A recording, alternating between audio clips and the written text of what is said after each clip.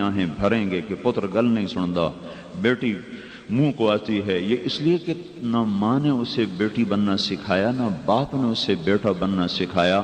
ماں اور باپ کے سامنے تھا او لیول کر لے، اے لیول کر لے، انجینئر بن جائے، تاجر بن جائے، ڈاکٹر بن جائے اور میرا کاروبار سنبھال لے، تو اس رخ پر تو وہ چل گیا۔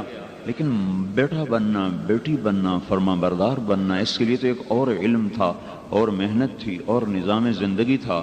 وہ تو اس کو سکھایا نہیں، اس کو بتایا نہیں۔ اب وہ باپ کی آنکھوں میں آنکھیں ڈال کے بات کرتا ہے، تو ہے ہی ان پڑھ، تجھے کیا پتا۔ ماں کو کہتا ہے بدتمیز ہے، چپ کر کے بیٹھ، تو زمانے کا کے حالات کو نہیں جانتی۔ تو مائیں ٹھنڈی آنکھیں بھرتی ہیں، باپ کونے میں بیٹھ کے آنسو بہاتے ہیں۔ اللہ کا عرش تھر تھرا جاتا ہے، کانپ اٹھتا ہے۔ جب ماں باپ تنگ آ کر روتے ہیں تو اللہ کا عرش کپ کپا جاتا ہے، کانپ جاتا ہے۔ جس معاشرے میں ماؤں کو بے عزت کیا جا رہا ہو، باپ کو دھکے دیے جا رہے ہیں، وہ معاشرہ کبھی عزت کی چوٹیوں پر نہیں پہنچ سکتا۔ ان کے لیے کوئی زندہ باد کی تحریک، کوئی مرد آباد کی تحریک ان کے کسی کام نہیں آ سکتی، کہ صرف اور صرف ان کو اللہ اس کے رسول کا تعلق ہے، اور وہ محنت ہے جو ان کو وہاں سے نکال کر کسی رخ تک پہنچاتی ہے۔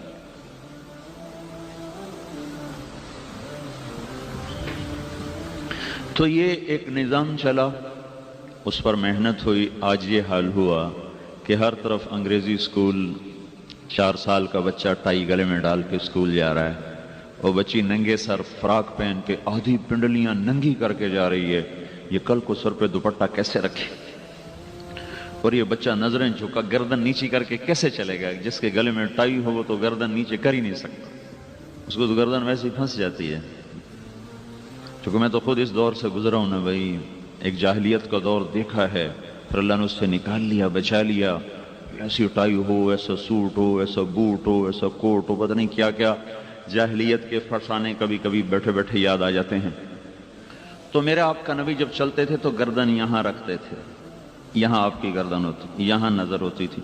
جس کے گلے میں ٹائی ہو اس کی گردن یہاں نہیں ہو سکتی، اس سے یہاں رکھنی پڑتی ہے، اسے یہاں اس کے گل میں پٹا ہے غلامی کا، تو اس کو سر اونچا رکھ کے چلنا پڑتا ہے۔ تو 4 سال کا بچہ وہ گلے میں ٹائی لٹکا کے جا رہا ہے، یہ کل کو اللہ کے رسول کی عظمت کا نقش اپنے سینے پہ کیسے بیٹھائے گا؟ یہ لا الہ الا اللہ کا مفہوم کیسے سمجھے گا؟ ہم نے تو اسے پہلے دن سے پیسے کی غلامی سکھائی، دولت کے پیچھے دوڑنا سکھایا، مال کی چمک سے متاثر کیا، پیسے کی کھنک کو حسین نغمہ اسے بتایا، تو انہی میں گم ہو کے چلتے چلتے چلتے زندگی کی شام ہو گئی۔ پھر ایسے ہی بیکار زندگی گزار کے مر گیا۔ 50-60 سال کے بعد اولادیں جوان ہوتی ہیں، آنکھوں میں آنکھیں ڈال کے بات کرتی ہیں، باپ کو جھٹکتی ہیں، ماں کو دھکے دیتی ہیں۔ پھر ماں باپ بیٹھ کے سوچتے ہیں ہم نے لمبی زندگی تو ان کے لیے گزاری، انہوں نے یہ کر دیا، تو ہماری زندگی کا مقصد کیا ہوا؟ ہم کس کے لیے جیے؟ پہلے دن سے پتہ ہوتا کہ میں اللہ کے لیے جیا ہوں اور اللہ کے لیے مرتا ہوں، تو اطوار عادات اور ہوتی۔ وہ تو اولاد کے پیچھے بھاگے، پہلے اپنی شہوتوں کے پیچھے بھاگے، میں نے یہیں شادی کرنی، میں نے یہیں شادی کرنی، میں مر جاؤں گا۔ شادی ہوگی، 1 مہینے کے بعد شکل دیکھنا گوارا نہیں، اب لڑائیاں، اب جھگڑے۔ آپ دیکھتے نہیں، آپ بالکل بچپن سے آپ ملاحظہ فرمائیں، آپ بچے کو بڑا خوبصورت کھلونا دیتے ہیں، اس پہ قربان ہو جاتا ہے، اسے سینے سے لگائے پھرتا ہے، اگلے دن کونے میں پڑا ہوتا ہے، بچے تیرا کھلونا نہیں، مجھے نیا لا کے دو، نیا لا کے دو۔ اب ماں باپ مالدار، غریبوں کے بچے کیا جانے کھلونے کیا چیز ہے۔ پیسے والوں نے ہائے ہائے جتنے لاکھوں کے کھلونے بچے اپنے بچوں کو دے دیے، اتنے میں کتنے غریبوں کے گھر آباد ہو سکتے۔ تو وہ اگلے دن نیا لا کے دیا، اس نے چوتھے دن وہ بھی اٹھا کے پھینک دیا۔ اتنی بچپن سے انسان کی طبیعت میں رنگ بدلنا ہے، رنگ بدلنا ہے۔ یہ کسی چیز کو پانے کے بعد پھر اس سے بے نیاز ہو جاتا ہے، مستغنی ہو جاتا ہے، اس کا شوق اس کے دل سے نکل جاتا ہے۔ تو پھر زندگی کی منزل کیا ٹھہری؟ کیا ٹھہری؟ کیا میری زندگی کی منزل کیا ہے؟ مجھے سعید انور نے کہا کہ میں یہ سمجھتا تھا کہ عزت، دولت اور شہرت یہ میری زندگی کا مقصد ہے، اور خوش قسمتی سے صرف 22 سال کی عمر میں مجھے عزت، دولت، شہرت تینوں چیزیں مل گئی۔ جب ابھی 22 سال کے لڑکے کو اپنے مستقبل کا نہیں پتا ہوتا، میرا مستقبل بن گیا، مجھے عزت ملی، 6 بر اعظم کی سکرین پہ نظر آنے لگا، مجھے شہرت ملی، دولت ہاتھ باندھ کے کھڑی ہو گئی۔ تو لیکن میں نے دیکھا کہ دل کی بے قراری، بے چینی ویسی کی ویسی، تو پھر مجھے خیال آیا کہ مقصد کے پانے کے بعد تو چین مل جاتا ہے، بھوکے کو روٹی ملے اس کو اطمینان ہو جاتا ہے، پیاسے کو پانی ملے اسے اطمینان ہو جاتا ہے۔ تو اگر میری زندگی کا مقصد عزت، دولت، شہرت ہے تو وہ مجھے حاصل ہو چکا ہے، پھر مجھے اطمینان کیوں نہیں، چین کیوں نہیں، سکون کیوں نہیں؟ کا یہ سوچ مجھے آہستہ آہستہ دین کی طرف لے کر آئی کہ نہیں، یہ نہیں جس سے میں مقصد سمجھ رہا ہوں، یہ وہ نہیں ہے، یہ کوئی اور ہے۔ لیکن دنیا میں بڑی انسانیت ایسی ہے جو چل چل چل چل تھک مرتے ہیں، ادھر زندگی کی شام ہوتی ہے، ادھر ان کی آنکھ کھلتی ہے، پھر وہ کہتے ہیں او ہو ہم تو کسی اور جگہ آ گئے، اب واپس جانے کے لیے راستہ ہی کوئی نہیں، راستہ ہے تو وقت کوئی نہیں، اب تو آگے قبر کا گڑھ ہے، جو لوٹ آئیں تو کچھ کہنا نہیں۔ بس دیکھنا انہیں غور سے جنہیں منزلوں پہ خبر ہوئی کہ یہ راستہ کوئی اور تھا، چل چل چل عزت کو دیوی بنایا، پیسے کو اپنا معبود بنایا، شہرت کے پیچھے طواف کیے، اور جب زندگی میں یہ چیزیں حاصل ہوئیں تو پتہ چلا کہ یہ تو ایک دھوکہ ہے، فریب ہے، سراب ہے، یہ تو کچھ بھی نہیں ہے۔ تو ہم پر مغرب نے چھاپ لگائی بڑی طاقت کے ساتھ، ہمارے اندر سے اللہ اس کے رسول کا تعلق کھینچ کے باہر پھینک دیا، ہمیں کافر نہیں بنایا، ہمارا مزاج کافرانہ بنا دیا ہے۔ کافرانہ مزاج کا جو جی میں آئے کرو، اسلامی مزاج کیا ہے؟ جو اللہ کہے وہ کرو۔ کافرانہ مزاج کیا ہے؟ جو جی میں نہیں آتا مت کرو۔ اسلامی مزاج کیا ہے؟ جس سے اللہ روکے مت کرو۔ اپنی تو ذات ہے ہی نہیں، اللہ کہے گا تو کر دیں گے، روکے گا تو رک جائیں گے، چلائے گا تو چلیں گے، ہٹائے گا تو ہٹ جائیں گے۔ یہ اس نے ہمارے اندر سے یہ سوئچ آف کر دیا، یہ پلگ نکال دیا۔ تو اب نام کے مسلمان اور زندگی آوارہ، کوئی منزل کوئی نہیں، کوئی سامنے ٹارگٹ کوئی نہیں، کہاں پہنچنا چاہتے ہو، کہاں جانا چاہتے ہو؟ تو یہ میرے بھائیو بہنوں پیچھے ایک محنت ہوئی ہے جس نے ہمیں بنیادوں سے ہٹا کر بے بنیاد کر دیا ہے۔ تو اللہ ایک بنیاد دیتا ہے زندگی کی۔ یونان کا فلسفہ یہ ہے کہ یہ زندگی کا کوئی مقصد کوئی نہیں، یہ فلسفہ یونان ہے، ارسطو، سقراط، بقراط، اور اس زندگی کی نہ کوئی ابتدا ہے نہ کوئی انتہا ہے، یہ کائنات شروع سے تھی، ہمیشہ رہے گی، لہذا جو مزے کرنے کر لو، کچھ نہیں۔ یہ ایک فلسفہ بہت عرصہ چلا، یہ 18ویں صدی میں دم توڑ گیا کہ نہیں، بڑے طاقتور شواہد اس بات کی طرف اشارہ کرتے چلے گئے کہ اس کی ابتدا ہے، یہ شروع سے نہیں ہے، ابتدا ہے، اس کی کوئی نہ کوئی ابتدا ہے۔ ڈارون تھیوری آئی کہ اتفاقی ابتدا ہے، 1809 میں یہ آدمی پیدا ہوا ہے اور 1883 میں یہ فوت ہوا ہے۔ اس کی ابتدا اتفاقاً ہو گئی، نہ اس کے پیچھے کوئی منظم، نہ مدبر، نہ کوئی خالق، نہ کوئی مالک، اور زندگی اتفاقیہ طور پہ ختم ہو جاتی ہے۔ لہذا جو مرضی کرو، جو مرضی کرو، لانا تو اس پہ ہے، جو مرضی کرو، مائنڈ یور اون بزنس ہے، بیڑا غرق ہو تمہارا۔ کوئی ہم آزاد ہیں؟ ہم پر تو پابندیاں ہیں زبردست۔ پھر 1792 میں لندن میں ایک عورت تھی، میری والسٹون کرافٹ، اس نے ایک کتاب لکھی، عورتوں کو آزادی دو، عورتیں بڑی مجبور ہیں، ان پر بڑی پابندیاں ہیں، انہیں آزاد کیا جائے، ان کو مردوں کے شانہ بشانہ کام کرنا چاہیے، دونوں کمائیں، مرد بھی کمائے، عورت بھی کمائے۔ دیکھنے میں یہ الفاظ بڑے خوبصورت تھے، لیکن اس کی بڑی خوفناک قیمت ادا کرنا پڑی ہے مغرب کی عورت کو۔ اس وقت اس عورت کا کوئی روپ نہیں سوائے گرل فرینڈ کے، نہ وہ ماں رہی، نہ وہ بیٹی رہی، نہ وہ بہن رہی، نہ وہ بیوی رہی، نہ وہ خالہ رہی، نہ وہ پھوپھی رہی، نہ وہ دادی رہی، نہ وہ نانی رہی، نہ وہ ساس رہی، وہ صرف گرل فرینڈ ہے بس۔ جب جی بھر جائے گا ٹیشو پیپر کی طرف باہر پھینک دیا جائے گا۔ اسی طرح جب ایک پہیے سے ہوا نکلی تو دوسرا پہیہ کیسے چلے گا؟ تو وہاں کا مرد نہ باپ رہا، نہ بھائی رہا، نہ بیٹا رہا، نہ خامد رہا، نہ چاچا رہا، نہ ماموں رہا، نہ دادا رہا، نہ نانا رہا، وہ بوائے فرینڈ بن گیا۔ جب جی بھر جائے گا اس کو کک مار کے باہر نکال دیا جائے گا، کسی اور کو لایا جائے گا۔ یہ کربناک زندگی ہے جس کا ایک ایک لمحہ ہزاروں برس کے برابر ہو کے وہاں گزر رہا ہے، لیکن انہوں نے اس کو چھپایا ہے ناچ کے ساتھ، گانے کے ساتھ، شراب کے ساتھ، زنا کے ساتھ اور ہلا گلا کے ساتھ۔ یہ ہماری نسل بھی ادھر ہی سرک رہی ہے، وہ ننگے ہوئے ہیں، ہمیں ننگا کرنا چاہتے ہیں، لباس مختصر ہو رہے ہیں، اور دامن اونچے ہوتے جا رہے ہیں اور کرتے تنگ ہوتے جا رہے ہیں، شلواریں تنگ ہوتی جا رہی ہیں، وہ سکرٹ پر لانا چاہتے ہیں، وہ سکرٹ پہ لانا چاہتے، پتلون پہ تو لے آئے، پتلونیں پہننا تو شروع ہو گئیں، اب وہ سکرٹ پہ لانا چاہتے ہیں، ننگا کرنا چاہتے ہیں۔ ہاں ہاں، پر نقار خانے میں طوطی کی کون سنتا، یہی کہیں گے یہ مولا پرانے خیال کے۔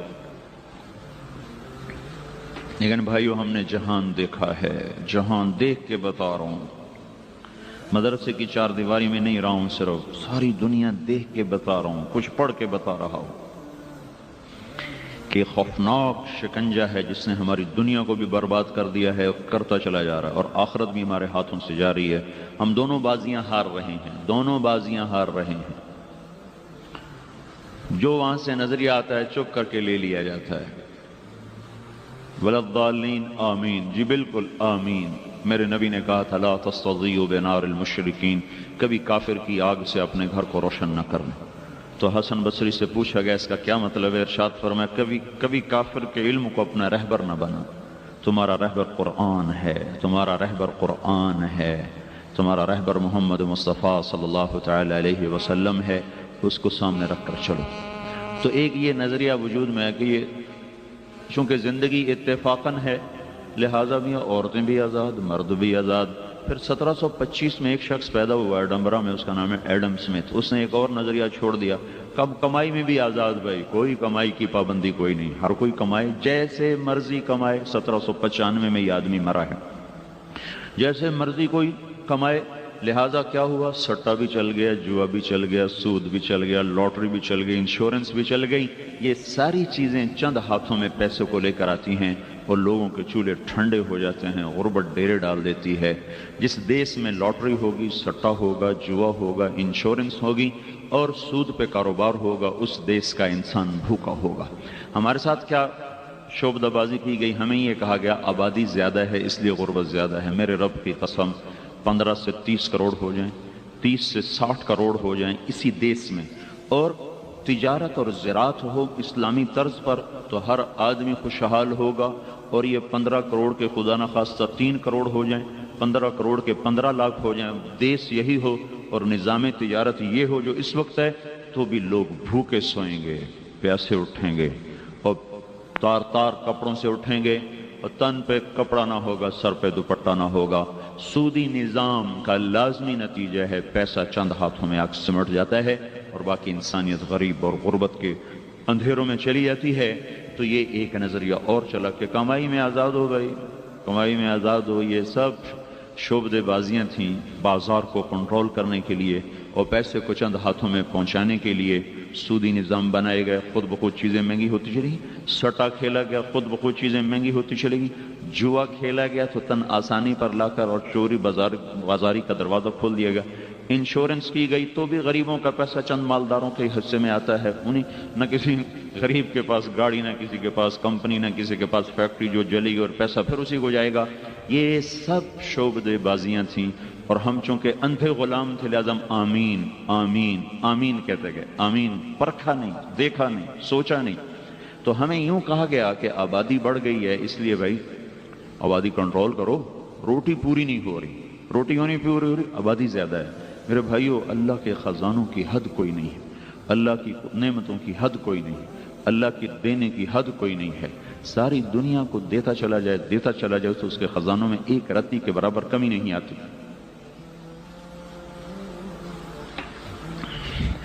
اس سے مسئلہ نہیں جڑا ہوا کہ آبادی زیادہ ہے۔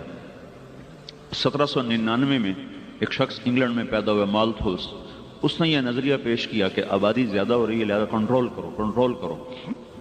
اس کنٹرول کرتے کرتے کیا ہوا کہ اب سارا یورپ مائنس میں چلا گیا، ان کے بچے پیدا تھوڑے ہوتے ہیں، مرتے زیادہ ہیں، اموات کی شرح زیادہ، پیدائش کی شرح کم ہے۔ چند برسوں میں یہ معاشرہ خود اپنی موت آپ مر جائے گا۔ اور وہ انعام رکھتے ہیں، ہم جرمنی میں گئے تو ایک لڑکی حاملہ ہو جائے تو 600 مارک اس کا وظیفہ تھا، پھر وہ بچہ جنے تو وہ دگنا ہو جاتا تھا، پھر جب تک وہ بچے کی زچگی میں ہے تو اس کو وظیفہ ملتا ہے، اور پھر جتنے بچے زیادہ ہوں گے اتنا زیادہ وظیفہ ملے گا۔ اس کے باوجود وہاں کی عورت تیار نہیں ہے بچے کے لیے، چونکہ خامد کوئی نہیں ہے، تو ماں کوئی نہیں ہے۔ ہماری عورت تو خوش قسمت ہے اس کو ماں کا سہارا، اس کو خالہ کا، اس کو ساس کا، اس کو پھوپھی کا، اس کو چاچی کا، اس کو مامی کا، اس کو نانی کا، اس کو دادی کا، یہ تو چاروں طرف سہاروں میں، باپ کا، بھائی کا، بہنوں کا. وہاں تو تنہا لڑکی ہے، حامد اس کے پاس ہے کوئی نہیں. 1998 میں اسی لندن میں اسی انگلینڈ کا سروے ہوا جس میں یہ ہوا تھا کہ آزادی آزادی آزادی. انہیں ہماری پاگل عورتیں چند جو بازاروں میں آ رہی ہیں آزادی آزادی. تو 1998 میں سروے ہوا انگلینڈ میں کہ تم اسی زندگی کو چاہتی ہو یا گھر جانا چاہتی ہو. تو 98% عورتوں نے یہ کہا ہمیں یہ زندگی پسند نہیں، ہم واپس لوٹنا چاہتی ہیں لیکن ہمیں خامند نہیں ملتے، ہمیں بوائے فرینڈ ملتے ہیں، ہمیں خامند نہیں ملتے. یہ ایک ڈرامہ رائٹر ہے اشفاق احمد، میری اس سے ملاقات ہوئی بڑی لمبی. اسے کہنے لگا میں تبلیغ کے کام کا قائل ہوا ہوں انگلینڈ میں جا کر. میں ایڈنبرا میں ایک پارک میں بیٹھا تھا، میری بیوی بھی ساتھ تھی. تو ایک جماعت آئی، اس نے آ کر مغرب کی اذان دی اور نماز شروع کر دی. 10-15 لڑکیاں ان کے گرد اکٹھی ہو گئیں. انہوں نے سلام پھیرا تو ایک لڑکی آگے بڑھ کے بات کرنے لگی. تو میں نے اپنی بیوی سے کہا بانو آؤ دیکھیں یہ کیا کہتے ہیں. تو میں پہنچا تو وہ لڑکی اس سے پوچھ رہی تھی تمہیں انگریزی آتی؟ اس نے کہا آتی ہے. کہا یہ کیا کیا ہے؟ کہ ہم نے عبادت کی ہے.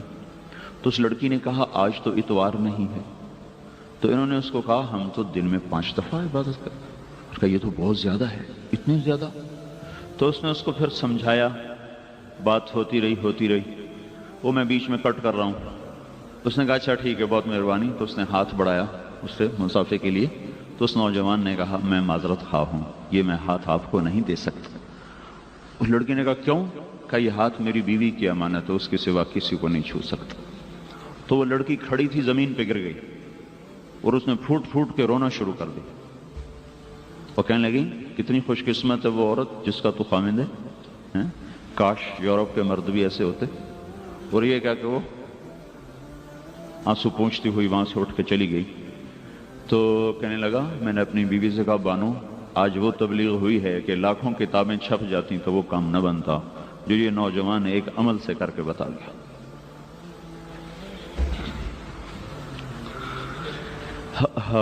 ہم خود تراشتے ہیں منازل کے سنگ میل، ہم وہ نہیں ہیں جن کو زمانہ بنا گیا، پر ہم خود ہی سو گئے. بھائی کیا کریں، جو یورپ کی کالی رات سے پیغام آیا اسی کو ہم نے مشرق کی صبح سمجھ کے قبول کر لیا.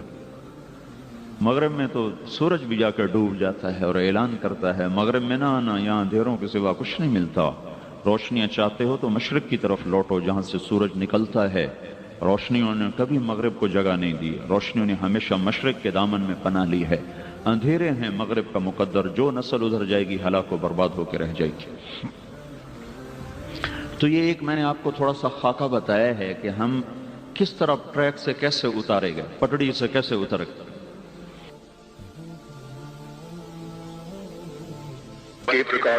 اس نے آگے ترقی کی ہے تو پھر یہ نظریہ بھی باطل ہونا شروع ہو گیا. نہیں اتفاقاً نہیں بنا یہ سب کچھ، کوئی خالق ہے، کوئی خالق. 1929 میں امریکہ کا ایک سائنسدان ہے ایڈون ہبل،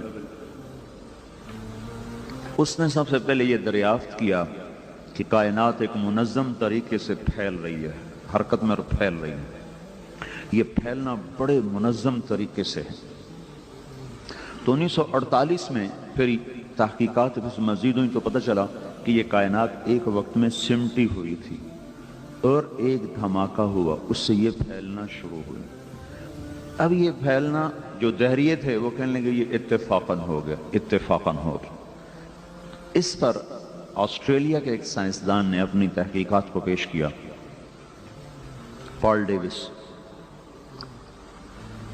اس نے کہا یہ دھماکہ اتنا عقل مند تھا کہ اس نے چیزوں کو ایک سلیقے سے پھیلا دیا. یہاں دھماکہ ہو اور بعد میں جا کے میں کہوں کہ وہ اکبر صاحب کے گھر میں دھماکہ ہوا، سارے مرد آرام سے اڑتے ہوئے اپنے گھروں میں جا کے بیٹھ گئے. کوئی اس کو مان سکتا ہے، تسلیم کر سکتا ہے؟ دیوانے کا خواب ہے.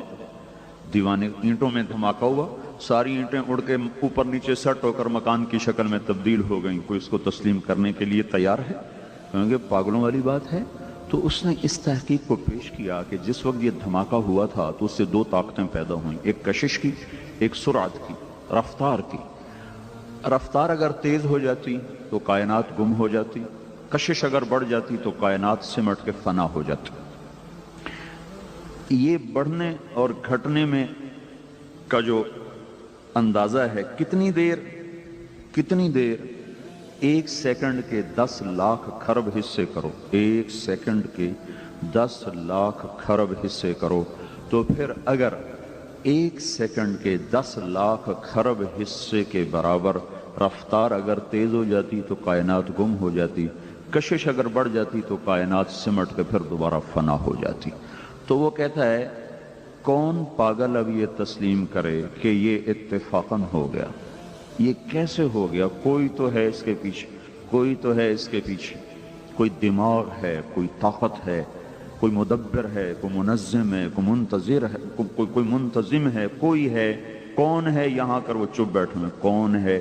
جن کو پتہ ہے وہ کمائی کے چکر میں ہیں، ایسے گھر بنانے کے چکر میں ہیں اور دنیا کی دوڑ کے چکر میں ہیں، اور جن کو پتہ کوئی نہیں وہ ٹکرے مارتے پھر رہے ہیں۔ امریکہ میں پیدل جماعت تھی تو 6 مسلمان، 4 لڑکیاں 2 لڑکے مسلمان، تو ایک لڑکے کا نام ابراہیم رکھا۔ اس کو جب کلمہ پڑھایا نا تو اس نے کہا ہاں، ایسے دل پہ ہاتھ رکھ کر دونوں کہا ہاں۔ تو ڈاکٹر اختر ہمارے ساتھی ہیں، انہوں نے کہا وہی کلمہ پڑھا رہے تھے، کیا ہوا؟ کہنے لگا یہ جگہ خالی تھی جب سے ہوش سنبھالا ہے، یہ جو تم نے کلمہ پڑھا ہے تو یہ بھر گئی، تو میری خوشی سے ہوا نکل گئی۔ اس جگہ کو نہ شراب بھر سکی، نہ میوزک بھر سکا، نہ پیسہ بھر سکا، نہ صورت بھر سکی، نہ عورت بھر سکی، نہ وادیاں بھر سکی، نہ سیر، نہ تفریح، نہ کوہسار، نہ دامن، نہ مرغزار۔ دنیا کی کوئی چیز اللہ کی قسم اس دل میں نہیں داخل ہو سکتی، یہاں اللہ کا پہرا ہے، یہاں صرف اللہ داخل ہوگا بس۔ جیسے میدے میں روٹی ڈالو گے تو بھوک دور ہوگی، پتھر ڈالو گے تو اور اپنے اوپر عذاب لاؤ گے، ہیرے جواہر پیٹ میں ڈالو گے تو موت کو دعوت دو گے، سوکھی روٹی بھی ڈالو گے تو میدا کہے گا ٹھیک ہے ٹھیک ہے ٹھیک ہے۔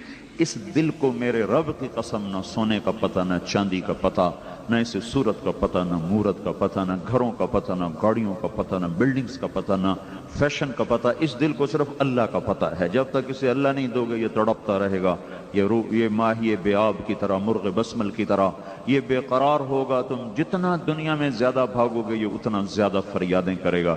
جنید جمشید کی سناتا ہوں، وہ مجھ سے کہنے لگا جب میری اس سے پہلی 1997 میں ملاقات ہوئی، مجھ سے کہنے لگا ایک پاکستانی نوجوان جس رعنائی، جس گلیمر، جس رعنائی کا خواب دیکھتا ہے نا، خواب آئے کبھی ایسا ہوتا کبھی ایسا ہوتا، کہ وہ مجھے حقیقت میں حاصل ہے، میرے پاس ہے، زندگی میرے چاروں طرف رقص کر رہی ہے، اور میں دولت سے عزت سے کھیل رہا ہوں، لیکن اس کے باوجود میرے اندر میں اتنا اندھیرا ہے، اتنا اندھیرا ہے، مجھے یوں لگتا ہے جیسے میں وہ کشتی ہوں جس کا کوئی گھاٹ کوئی۔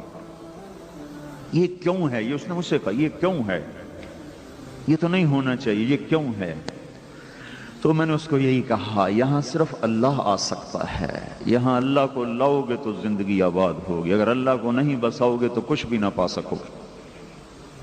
تو اللہ تعالیٰ نے ہم پر فضل فرمایا، ہمیں شروع سے ایک بنیاد دی کہ تم کہاں دھکے کھاتے پھر رہو، آؤ ہم سے پوچھو، ان ربکم اللہ، تمہارا رب اللہ ہے۔ زمین کس نے بچھائی؟ دنیا سر پکڑ کے بیٹھی، کہ ہم سے پوچھ لو۔ اللہ کہہ رہا ہے اللہ هو الذی جعل لکم الارض ذلولا، وہی رب ہے جس نے تمہارے لیے زمین کو بچھا کے دیا، والارض بعد ذلک دحاہا، وہی رب ہے جس نے زمین کو بچھونا بنایا۔ الم نجعل الارض مہادا، پھر دعویٰ ہے کوئی میرے سوا زمین بچھا کے دکھا دے؟ پھر ایک اور انداز سے والارض فرشناہا، ہم نے بچھائی، فنعم الماہدون، ہے کوئی میری طرح اس طرح بچھا کے دکھا دے؟ یہ آسمان بلند کیسے ہوگا؟ یہ تارے حرکت میں کیسے آ گئے؟ چاند کی رفتار، سورج کی رفتار، زمین کی رفتار، یہ سب کچھ کیسے ہو گیا؟ یہ کس نے کیا ہے؟ تو جن کے پاس جواب ہے وہ بتاتے نہیں ہیں، الشمس تجری لمستقر لها ذلك تقدیر العزیز العلیم، والقمر قدرناه منازل حتى عاد كالعرجون القدیم، لا الشمس ينبغي لها ان تدرك القمر ولا الليل سابق النهار وكل في فلك يسبحون۔ اے دنیا کے انسانوں، چاند سورج کا رب اللہ، چلانے والا، گھمانے والا، دوڑانے والا اللہ، هو الذي جعل الشمس ضياء والقمر نورا، چاند کو، سورج کو آگ دینے والا، ٹھنڈک دینے والا، چمکانے والا روشن کرنے والا اللہ، وبالنجم هم یہتدون، ستاروں کو جھلملانے والا وہ اللہ ہے، والسماء بنیناها بأید وإنا لموسعون، آسمانوں کو بلندیاں دینے والا اور ان کو اونچائی دینے والا وہ اللہ ہے، رات کے اندھیرے لانے والا وہ کون ہے؟ کہاں رات کہاں سے آ جاتی ہے؟ یغشی اللیل النہار، اللہ لاتا ہے دن کو دھکا دے دیتا ہے، رات کو پیچھے لاتا ہے، یکور اللیل علی النہار ویکور النہار علی اللیل، پھر رات کو دھکا دیتا ہے دن کو پیچھے لاتا ہے، رات دن کو آگے دوڑاتا ہے، رات کو پیچھے دوڑاتا ہے، پھر اس کے اندر ایک موسموں کا نظام چلاتا ہے، پھر اس کو اس انداز میں سوالیہ انداز میں پوچھتا ہے امن جعل الارض قرارا، ہے کوئی تمہارے رب کے سوا جو زمین بچھا کے دکھا دے؟ وجعل خلالہا انہارا، ہے کوئی اللہ کے سوا دریا بہا کے دکھا دے؟ وجعل لہا رواسی، ہے کوئی اللہ کے سوا پہاڑ بنا کے دکھا دے؟ وجعل بین البحرین حاجزا، ہے کوئی اللہ کے سوا کڑوے اور میٹھے پانی کو جدا کر کے دکھا دے؟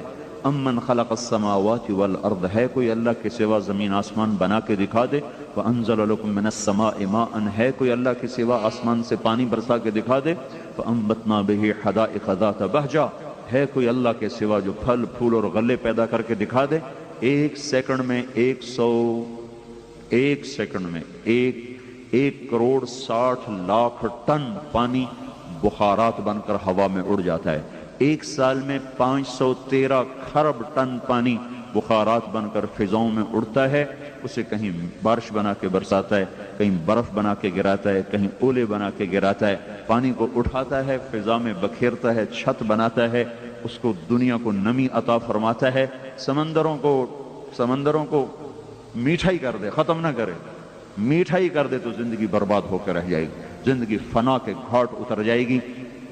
زمین کو جنوب کی طرف جھکایا، اگر اسے تھوڑا سا اونچا کر دے تو سارے دریاؤں کا بہنا ختم ہو جائے گا، شمال سے دریا چلتے ہیں، جنوب میں جا کر سمندر میں گم ہوتے ہیں۔ اگر اللہ جنوب کا سرا تھوڑا سا اوپر کر دے تو کوئی میرے ہاتھ میں ہے ایسا لیور سکرو کو اس کو میں پھر نیچا کر دوں؟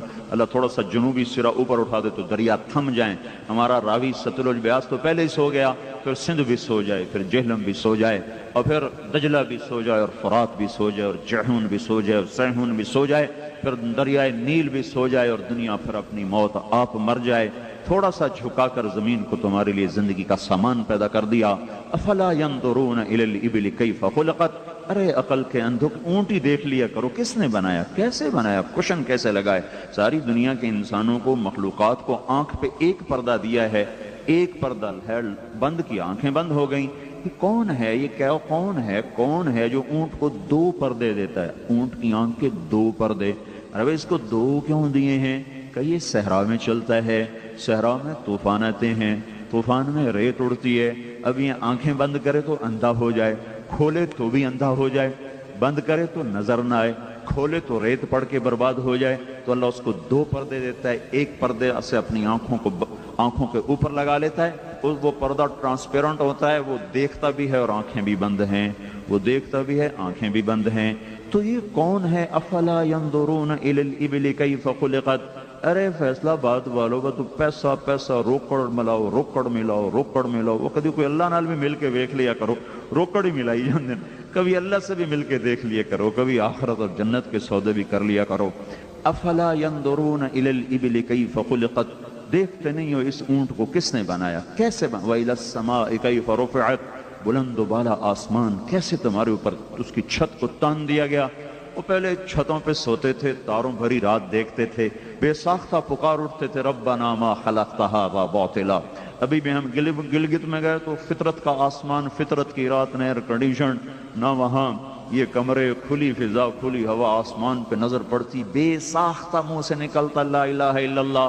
کوئی ہے جس نے تاروں کو جگمگا دیا، آسمان کو اٹھا دیا، پہاڑوں کو گاڑ دیا، دریاؤں کو بہا دیا، ہواؤں کو چلا دیا، پرندوں کو اڑا دیا، مچھلیوں کو تیرا دیا، پھولوں کو مہکا دیا؟ پیچھے ہے کوئی کاریگر، ہے کوئی صانع، ہے کوئی خالق ہے، ایک ایک چیز اللہ کے وجود پر گواہ ہے، دلالت کر رہی۔ کل یشہد بجلالی ویقر بکمالی، او میرا بندہ، میری بندی، ہر چیز میرے وجود کا اقرار کر رہی، میری ہستی کا اقرار کر رہی۔ تو ہی اندھا ہے جس کو کچھ نہیں دکھائی دیتا سوائے اپنی ضرورتوں اور شہوتوں کے، جسے کچھ نہیں سنائی دیتا سوائے اپنی ضرورتوں اور حاجتوں کے۔ کبھی تو تھوڑا سا ادھر اور بھی غم ہے زمانے میں محبت کے سوا، راحتیں اور بھی ہیں وصل کی راحت کے سوا، پیسہ پیسہ پیسہ، گھر، کمائیاں، گاڑیاں بدلو، زیور بدلو، کپڑے بدلو، پھر مر کے کمایا